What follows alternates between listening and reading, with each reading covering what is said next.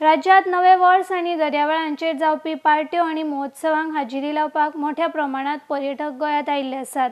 नवे वर्स जाले तरी गोंयच्या निसर्गाचो आनंद घेवपाक पर्यटक अजूनय गोंयांत भोंवडी करतना दिसतात। ताका लागून वचत थंय रस्ते ब्लॉक आसात। बुधवारा दिसा पणजी शारात तशेंच बेती रस्ते आणि पर्वरी भागात ट्रॅफिक जाम जाल्ल्यान लोकांक बरेच हैराण केल्ले। तशीच स्थिती अजूनय पळोवपाक मेळटा।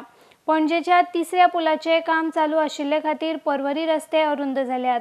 ताका लागूनय ट्रॅफिकाची समस्या उप्रासल्या। ट्रॅफिकाक लागून गाडयो चलोवप मुश्कील जाला।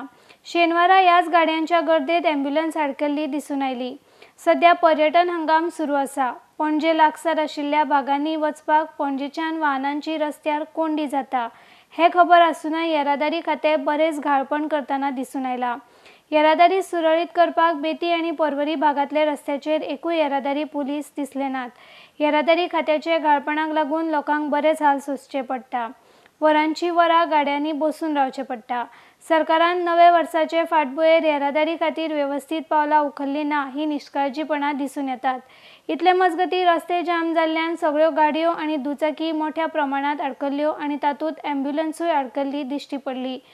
जर ह्या ट्रॅफिक जॅमाक लागून ॲम्ब्युलन्सांत आशिल्ल्या रुग्णाचे बरे वायट जाले जाल्यार हाका कोण जबाबदार आसतलो असो प्रश्न उप्रासला। आरडीएक्स खातीर गौतम शिरोडकार।